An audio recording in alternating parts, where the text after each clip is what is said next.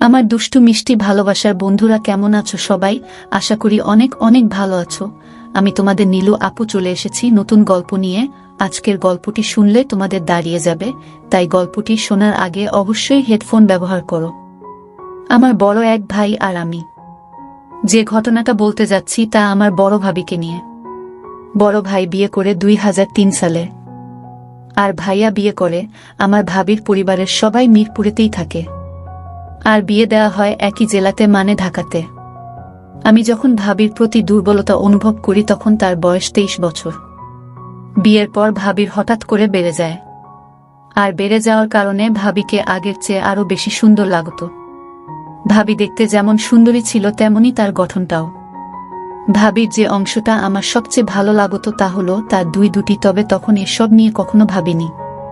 তবে ভাবির যখন একটা ছেলের জন্ম হয় তখন আমি লুকিয়ে লুকিয়ে ভাবিকে দেখতাম যখন সে তার বাচ্চাকে খাওয়াতো। আমার খুব লোভ লাগত। ভাবতাম, ইস, আমিও যদি খেতে পারতাম। কিন্তু আমার স্বপ্নটা স্বপ্নেই রয়ে যায়।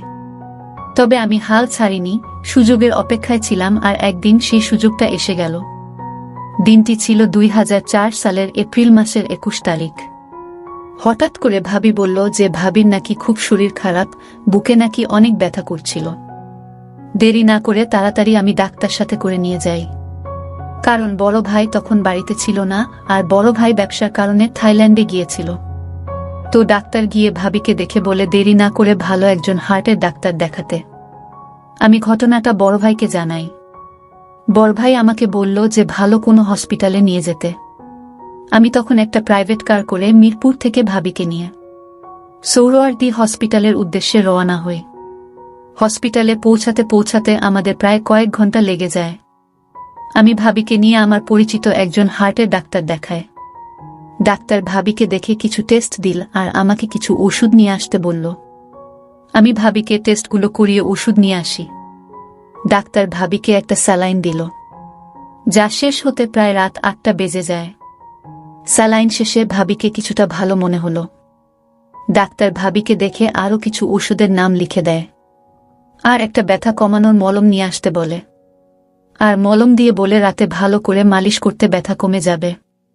আর বলল পরদিন আবার নিয়ে যেতে টেস্ট রিপোর্টগুলো দেখে ফাইনাল প্রেসক্রিপশন দেবে। ডাক্তারের কথা শুনে আমি তো মনে মনে খুশি, কারণ আজ হয়তো সেই দিন যে দিনের অপেক্ষা আমি অনেক আগে থেকে করছি। আমি ভাবিকে আমার মনের কথা বুঝতে না দিয়ে জিজ্ঞেস করলাম, ভাবি এখন কি হবে, রাতে কোথায় থাকবো আমি?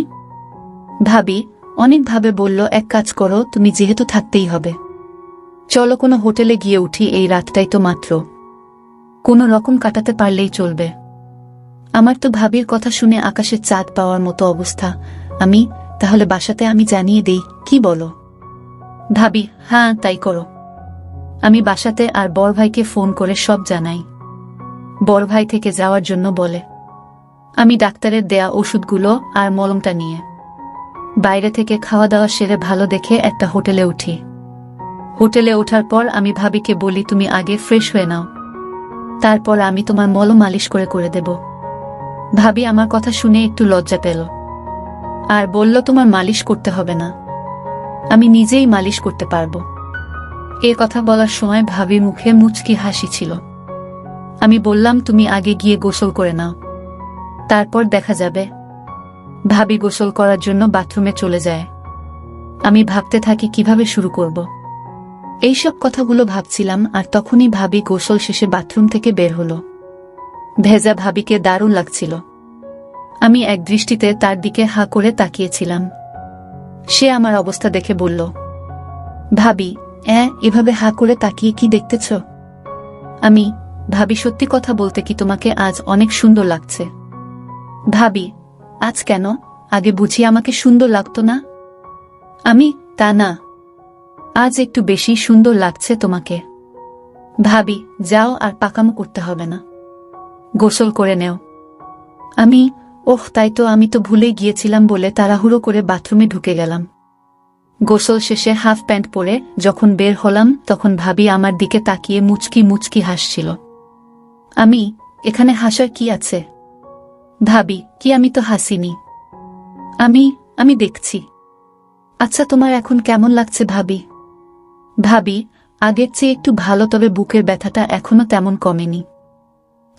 তুমি ওষুধগুলো খেয়ে শুয়ে পর, আমি তোমার শরীরে মালিশ করে দেব, দেখবে কমে যাবে।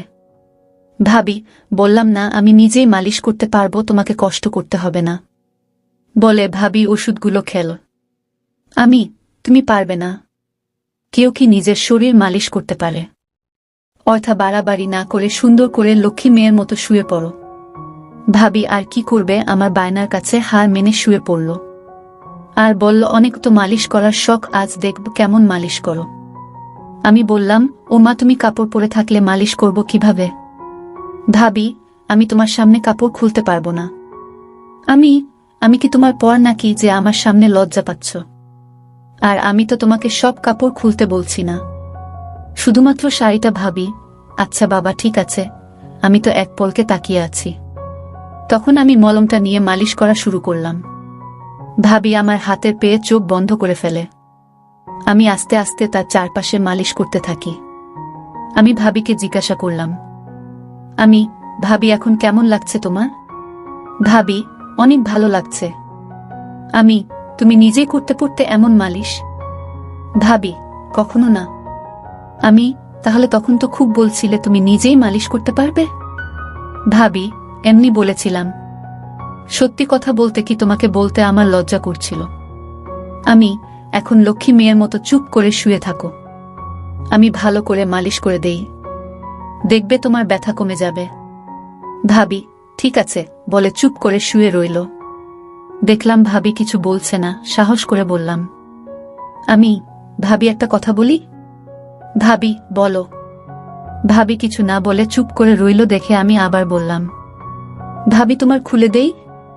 ভাবি, দেখো, এগুলো ভালো না, তুমি আমার আপন দেবর, আর আমি কিভাবে তোমার সামনে অর্ধ হব? আর আমি তাড়াহুড়োর ভিতরে কিছু পড়িনি। এখানে তো তুমি আর আমি ছাড়া আর কেউ নেই। আর এখানে খারাপের কি আছে? আমি তো তোমার ওগুলো অনেকবার দেখেছি, তাই আমার সামনে লজ্জা কিসের? আমি তো শুধু তোমার ভালোর জন্য বলছিলাম।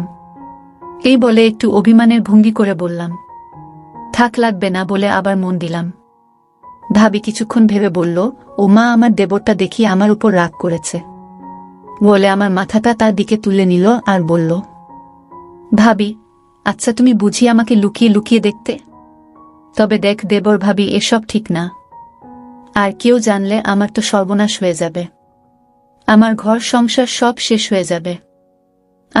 তোমার কি মাথা খারাপ নাকি? আমি কেন কাউকে বলতে যাব? তোমাকে লুকিয়ে দেখার কি আছে?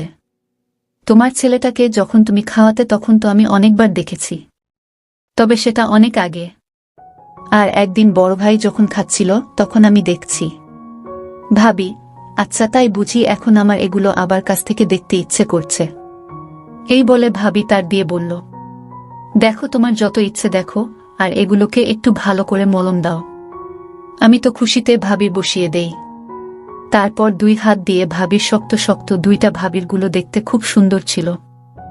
আমি মনের সুখে অনেকক্ষণ পর ভাবিকে বললাম, ভাবি, তোমাকে একটা কথা বলি, রাগ করবে না তো? ভাবি, না, রাগ করব না। আমি তোমাকে অনেক ভালোবাসি। ভাবি, আমিও তোমাকে অনেক অনেক ভালোবাসি। আমি তোমার অনেক ভালোবাসি। ভাবি হতভম্ব হয়ে বলে, আমাকে কি? আমি সত্যি বলছি ভাবি, তোমাকে আমি সব সময় লুকিয়ে লুকিয়ে দেখতাম। ভাবি, কি বলছো তুমি এসব কথা? আর কি কি দেখেছ আমার? আমি বললে তুমি রাগ করবে না তো? ভাবি, না, করব না, বলো। একদিন তোমাকে বড় ভাই কাজটাও আমি দেখছি, আর তখন থেকে আমারও তোমাকে খুব ইচ্ছে করত। ভাবি, না বোঝার ভান করে, কি ইচ্ছে করত তোমার আমার সাথে? বড় ভাই যা করছিল। ভাবি, তোমার কি মাথা খারাপ হয়েছে নাকি? তুমি জানো তুমি এসব কি বলতেছ?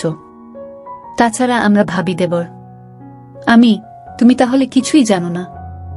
আজকাল সবই সম্ভব। আমি অনেকগুলো ছবি দেখছি যেখানে শুধু দেবর ভাবি কেন, ভাই বোন মা ছেলে তো ওইসব কাজ করে। ভাবি, আমি বিশ্বাস করি না, তুমি সব বানিয়ে বলতেছ। কসম ভাবি, আমি কিছুই বানিয়ে বলছি না, সবই সত্যি। প্রথমত আমিও বিশ্বাস করতাম না, কিন্তু যখন দেখলাম তখন বিশ্বাস না করে থাকতে পারিনি। আর এছাড়াও বাজারে অনেক গল্পের বইও পাওয়া যায়, যেখানে মা ছেলে, বাবা মেয়ে আর ভাই বোন, ভাবি দেবরের গল্পে ভরপুর। ভাবি, তুমি কি সত্যি বলতেছ? ভাবি, আমি কি তোমাকে মিথ্যে বলবো নাকি? আর কসমও তো করলামই। কসম করে কেউ কি মিথ্যে কথা বলে নাকি? ভাবি কিছুক্ষণ চুপ করে থেকে বলল, আচ্ছা ওইসব বাদ দাও। আমি বুঝতে পারলাম ভাবি কিছুটা দুর্বল হয়ে পড়েছে। তাই আমি এবার দেখি ভাবির শ্বাস ঘন হচ্ছে। আমি একবার উপরে যাই, আবার নিচে নেমে আসি। কিছুক্ষণ পর ভাবি আবার জিজ্ঞেস করে, ভাবি আচ্ছা আমরা যা করছি তা কি ঠিক? বেঠিকের কি আছে? আর আমরা দুইজন তো মানুষ। আর যদি চায় তাহলে সেখানে সমস্যা তো থাকার কথা নয়। আর তুমি কি জানো পৃথিবী শুরু হয়েছে পারিবারিক খেলা দিয়ে। আগে তো দেবর ভাবির ভাই বোনের বিয়ে বৈধ ছিল, আর তা হতো অনেক ধুমধাম করে। আর অনেক জায়গায় বাবার যদি কিছু হয় ছেলে তার মাকে বিয়ে করে। এরকম আরও অনেক কাহিনী আছে। ভাবি তাই নাকি? তুমি এত কিছু জানলে কি করে? বই পড়ে। ভাবি তাই তো বলি, আমার প্রতি তোমার এত মনোযোগ কেন ছিল? আচ্ছা তুমি তাদের মতো আমার সাথে। তুমি যদি মতো দাও তাহলে তোমাকে ভালো করে, আর এটা আমার অনেক দিনের আশা। একমাত্র তুমিই পারো আমার আশাটা পূরণ করতে। ভাবি হ্যাঁ তুমি। ভাবি কিন্তু আমার খুব ভয় করছে যদি কেউ জেনে যায়। তুমি আর আমি যদি কাউকে না বলি তাহলে কে জানবে? ভাবি তা ঠিক, তবে এটা করা কি ঠিক হবে? ভাবি তুমি শুধু শুধু চিন্তা করছো। কিছুই হবে না, আর কেউ জানবেও না। আমরা তো আর সবার সামনে না। এসব কথা বলতে বলতে আমি ভাবির কাছে, তা ভাবি এতক্ষণ খেয়াল করেনি। পরদিন সকালে ফ্রেশ হয়ে হোটেল ছেড়ে দিয়ে আমরা নাস্তা করে হালকা মার্কেটিং করে সকাল 9টার দিকে আবার হসপিটালে যাই। ডাক্তার বলে চিন্তার কোনো কিছু নাই, রিপোর্ট নরমাল। তবে যে ওষুধগুলো দিয়েছি তা চালিয়ে যান, আর 1 মাস পর এসে আরেকবার চেক আপ করে নিবেন। আমরা ডাক্তার থেকে বিদায় নিয়ে বাসার দিকে রওনা দেই। আর ওই দিনের পর থেকে আমাদের প্রতিদিনই হয়ে থাকে। আবার কখনো ভাইয়া যদি দেশের বাহিরে যায় তখন আমাদের রাতেও হয়। আর এভাবেই আমাদের ভাবি দেবরের সম্পর্ক চলতে থাকে, যা আজ পর্যন্ত চলছে।